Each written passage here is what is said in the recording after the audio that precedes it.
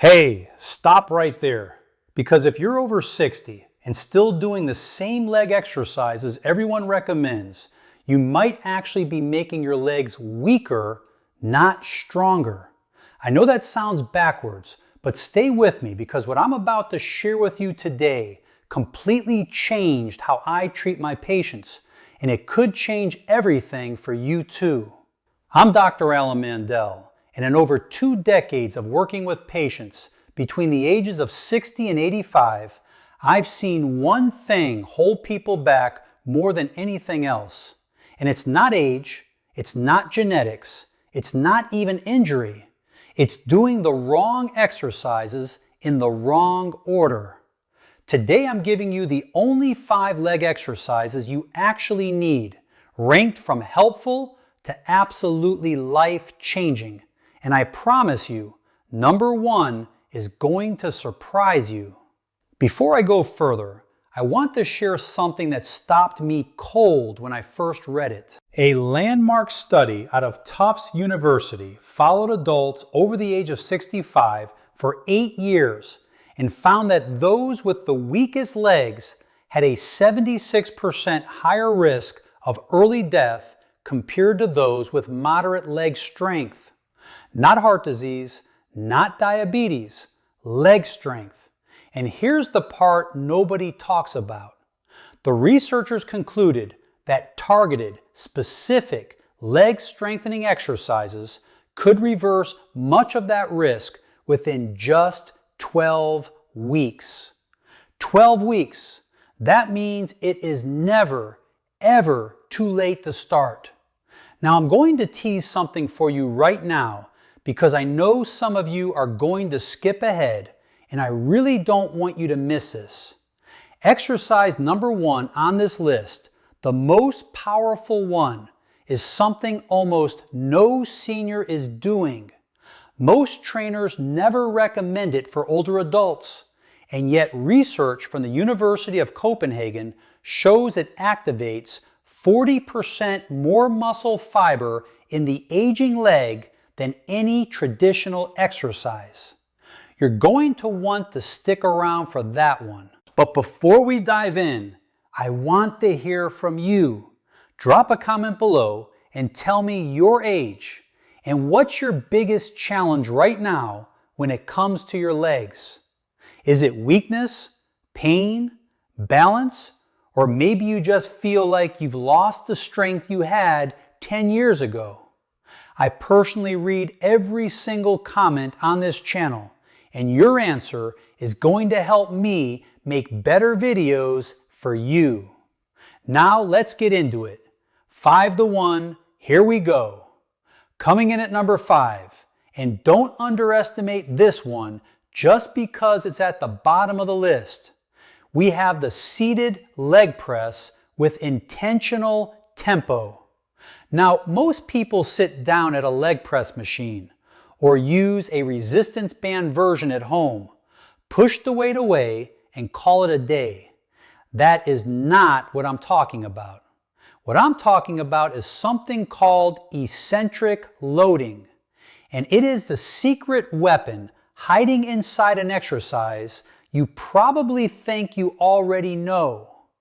Here's what's happening inside your body after 60 that makes this so important. There's a phenomenon called anabolic resistance.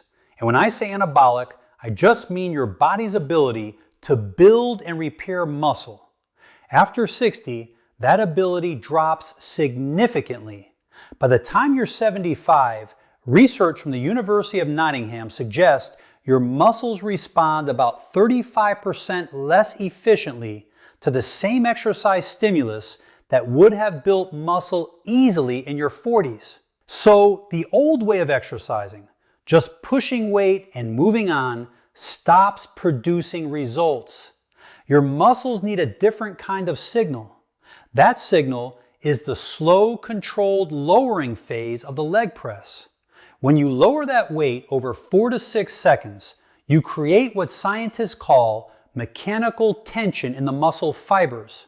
And that tension is the primary trigger for muscle protein synthesis in older adults. A study published in the Journal of Applied Physiology found that seniors who used this slow eccentric tempo gained 32% more leg muscle mass over 10 weeks compared to those doing the same exercise at a normal speed. 32% from just slowing down. I had a patient named Margaret, 71 years old, from Baton Rouge, Louisiana. She came to me because she could no longer get up from a low chair without using her arms to push herself. Her daughter had started helping her in and out of the car. Margaret was devastated. She was a retired school teacher and independent her whole life. Within 6 weeks of doing seated leg presses with that slow 4-second lowering, she was standing from a chair unassisted. By week 12, she was walking her neighborhood loop for the first time in 2 years. For practical preparation, if you have access to a gym, use a leg press machine set to about 60 to 70% of your maximum weight. If you're at home, a long resistance band looped around your feet while seated in a sturdy chair works beautifully. The key timing is 2 to 3 sessions per week, with at least 1 rest day between. Push out in 1 second, lower back in 4 to 6 seconds. 3 sets of 10 repetitions. And here's your synergy tip. Pair this exercise with 20 grams of protein within 30 minutes of finishing. Research from Maastricht University shows that post-exercise protein consumption in seniors increases muscle synthesis from strength training by up to 50%. The exercise opens the door and the protein walks through it. Moving on to number 4, and this one is going to look deceptively simple, which is exactly why most people skip it. Exercise number 4 is the standing heel raise, but performed in a very specific way that most seniors have never been shown. I want you to think about your calves for a moment. Most people ignore the calf muscles entirely when they think about leg strength. But here's what I know from years of clinical practice. The calves are the second heart of the human body. Seriously. Your calf muscles act like a pump, squeezing blood back up toward your heart against gravity every single time they contract. When your calves are weak, your circulation suffers, your balance deteriorates, and your risk of falling skyrockets. A study from Kyoto University in Japan tracked 1,200 adults over the age of 65 for 5 years and found that those with the weakest calf muscle strength had a fall rate 2.3 times higher than those with strong calves. Falls, as you know, are one of the leading causes of serious injury and loss of independence for people over 60. The CDC reports that 1 in 4 Americans over 65 falls each year, and falls are the leading cause of fatal injury in that age group. Strong calves are not a cosmetic goal. They are a survival tool. Here's why the standard heel raise falls short for aging bodies.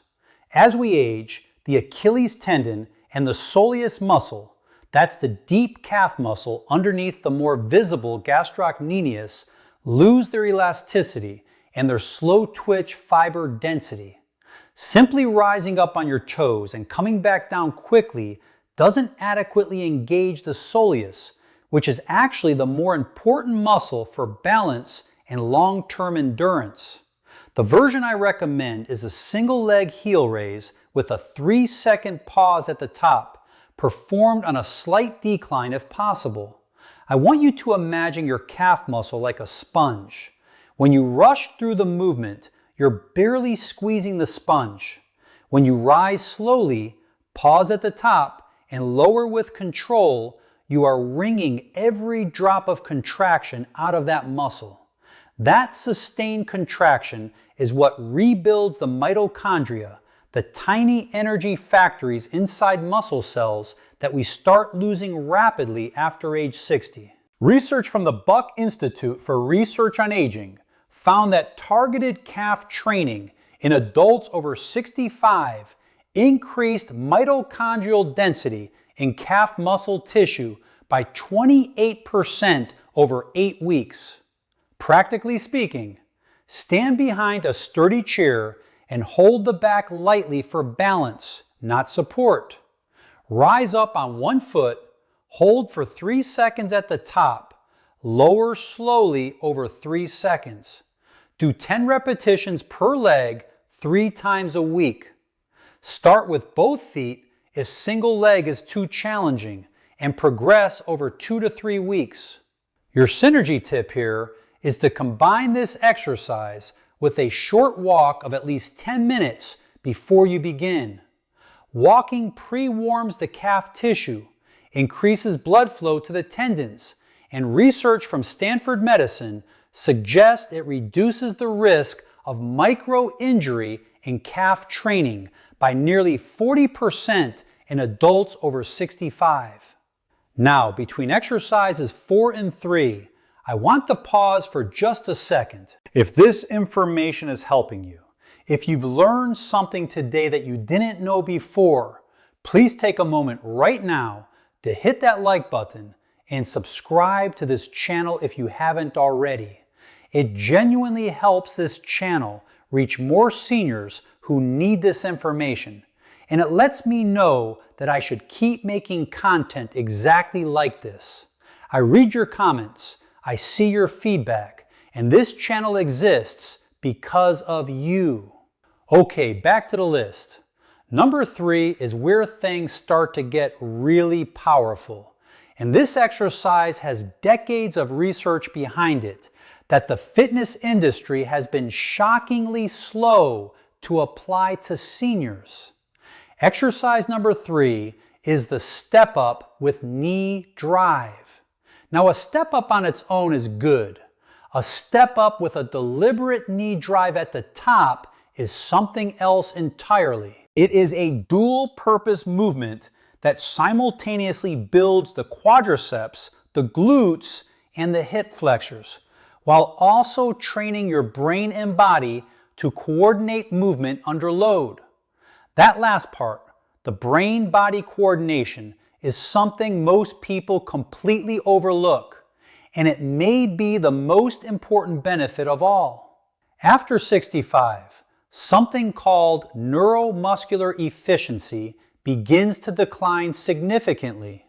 Think of neuromuscular efficiency as the speed and clarity of the signal your brain sends to your muscles. When you were young, your brain sent a crystal clear, high-speed signal, and your muscles responded instantly. As we age, that signal degrades. It gets slower, weaker, less precise. A study from the University of Illinois found that adults over 70 had a 31% reduction in neuromuscular signaling speed compared to adults in their 40s.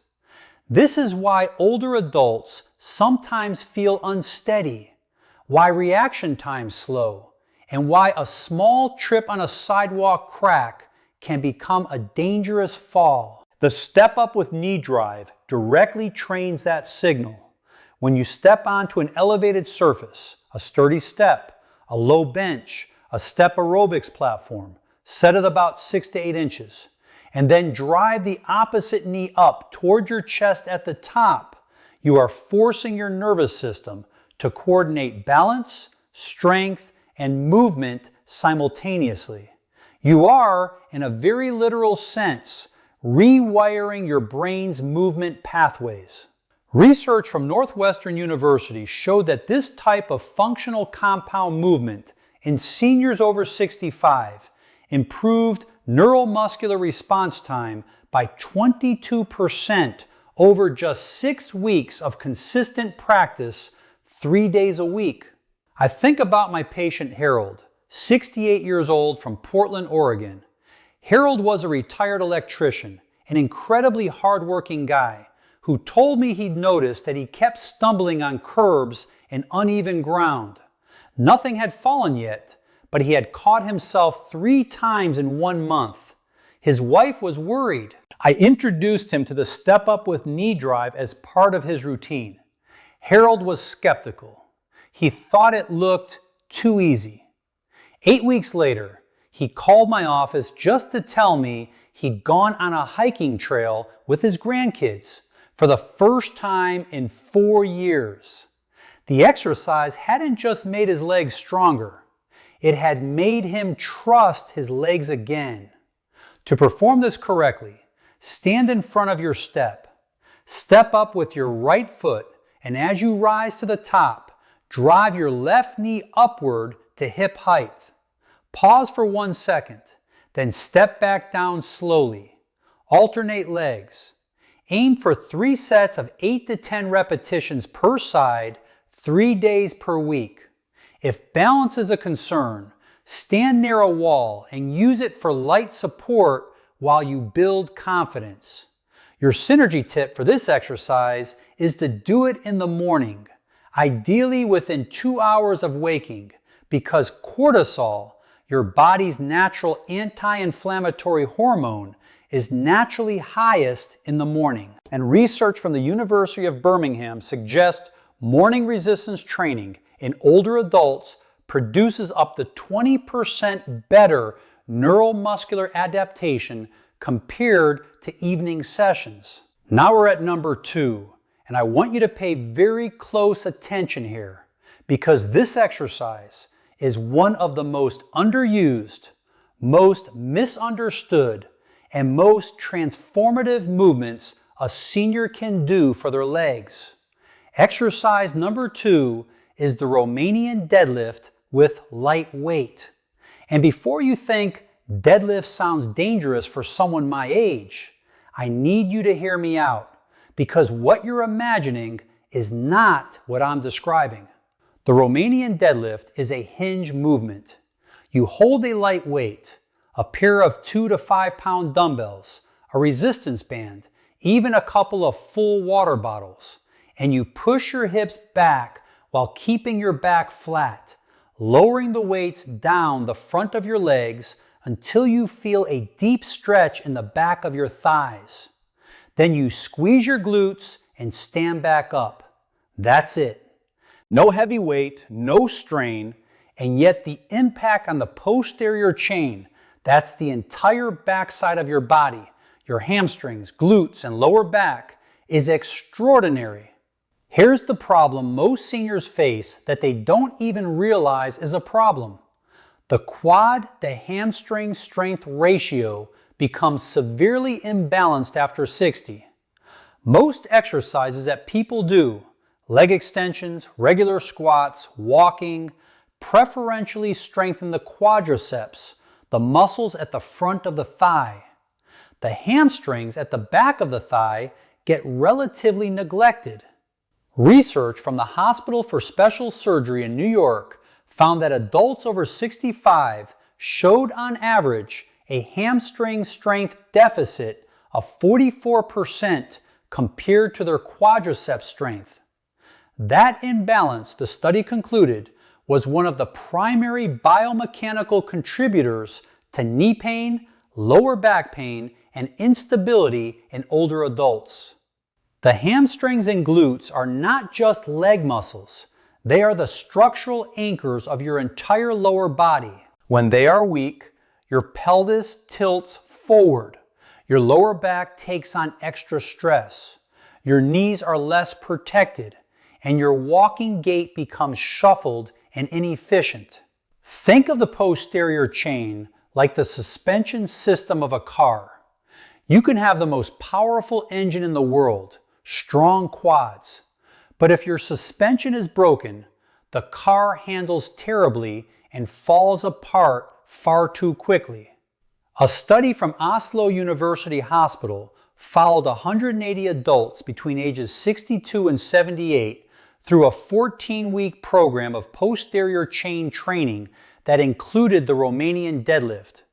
At the end of the program, participants reported a 41% reduction in chronic knee discomfort, a 38% improvement in walking speed, and a 29% improvement in scores on the Berg Balance Scale, which is the gold standard clinical test for fall risk assessment. Those are not small numbers. Those are life-changing numbers. I had a patient named Gloria, 74, from Scottsdale, Arizona. She had been dealing with chronic knee pain for 6 years and had been told by 2 different orthopedic surgeons that she was likely heading toward knee replacement surgery. She came to me as a last resort. I had her do nothing but this exercise, light Romanian deadlifts 3 times a week, along with some nutritional changes. At her 4-month follow-up, her knee pain had dropped from a 7 out of 10 to a 2. She has now been told by her orthopedic surgeon that surgery is, in his words, no longer a near-term conversation. Gloria cried when she told me that. I almost did too. To perform the Romanian deadlift safely, stand with feet hip-width apart. Hold your light weights in front of your thighs and push your hips backward, not down, as if someone put a rope around your hips and is pulling them toward the wall behind you. Keep your back flat, a slight natural arch, and lower the weights down the front of your legs until you feel a noticeable pull in the back of your thighs. Hold for 2 seconds, then squeeze your glutes and push your hips forward to stand. 2 to 3 sets of 10 to 12 repetitions, 2 to 3 times per week. Your synergy tip is to pair this exercise with omega-3 fatty acid supplementation, fish oil specifically. Research from Harvard Medical School has shown that omega-3s reduce the low-grade chronic inflammation in muscle tissue that is almost universal in adults over 65, and that this reduction in inflammation enhances the muscle-building response to exercise by up to 35%. The scientific references for all the studies I've mentioned today are linked in the description below. And now, number 1, the exercise I teased at the very beginning, the one that research from the University of Copenhagen shows activates 40% more muscle fiber in the aging leg than any traditional exercise. The one that almost no senior is doing and almost no trainer recommends for older adults. Are you ready? Exercise number 1 is a single leg wall sit with isometric hold. I know you were expecting something exotic, but stay with me because what's happening inside your body during this exercise is extraordinary. And the reason it's being ignored is largely because it doesn't look impressive. It doesn't require equipment. It doesn't look like what you see in gym advertisements. And the fitness industry, frankly, doesn't make money selling you a wall. Here's the science. As we age, a specific type of muscle fiber called type 2 fast twitch fiber begins to die off at an alarming rate. After age 60, research from the Karolinska Institute in Sweden suggests we lose approximately 1% of our fast twitch muscle fiber every year. And after 70, that rate accelerates to nearly 2% per year. Fast twitch fibers are responsible for power, explosive movement, and critically, the rapid contraction that catches you when you start to trip. When you lose fast twitch fibers, you don't just lose strength. You lose the ability to react quickly enough to prevent a fall. Standard exercises like walking, cycling, and even gentle squats do not adequately recruit fast twitch fibers. They primarily work slow twitch endurance fibers, which is valuable but incomplete. Isometric exercises, where you hold a position without moving, are one of the few training methods that force the nervous system to recruit fast twitch fibers even at relatively low loads. This is why the single leg wall sit is so uniquely powerful for aging adults. The University of Copenhagen study I referenced earlier tested isometric wall sit variations against 6 other common leg exercises in adults aged 65 to 80.